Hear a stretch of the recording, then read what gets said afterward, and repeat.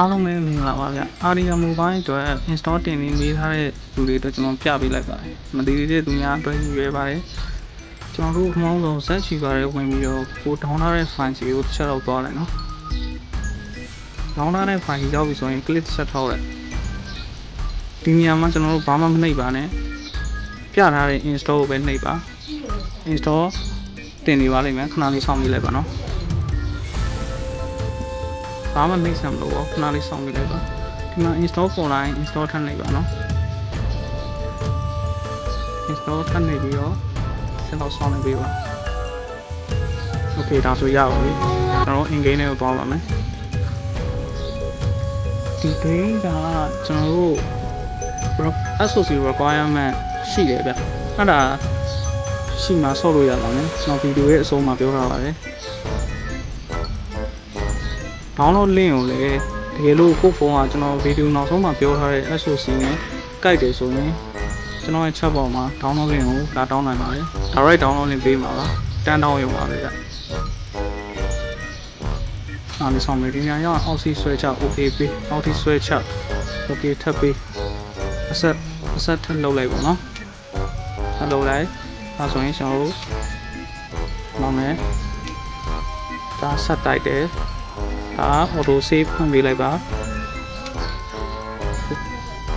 ဒါဆိုရင်ကျွန်တော်ဒီနေ့ကိုရောက်တော့ပါလိမ့်မယ်ခဏနေโอเคဗျ okay story တော့ skip လိုက်ပါမယ်ဗျနားလေးဆောင်ပြလိုက်ပါ okay ဒါဆိုတော့ဒီနေ့ကိုရောက်ပါ graphic setting ချိန်ဖို့အတွက်ကျွန်တော်တို့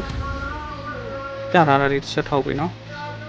ပြီးသွားရင်ကျွန်တော်တို့ option နဲ့ကoption နဲ့ display ပေါ့နော် display ကိုသွားမယ် brightness ကိုဆုံးဖြတ်တင်လိုက်ပါဗျာ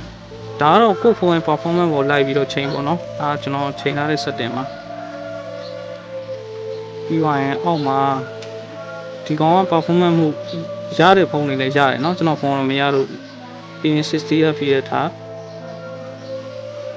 ဒါပါပဲဗျ graphic setting ချိန်ကကိုယ့်ဖုန်းရဲ့ SOC ကောင်းလေဒီ graphic setting ကပို့ပြီးတော့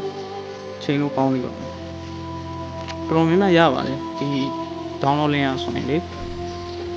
okay အဲဆိုရင် set show ပို့ကြည့်လိုက် graphic လည်း share လက်တာတွေဟန်းတာတွေဘာမှမဖြစ်ဘူး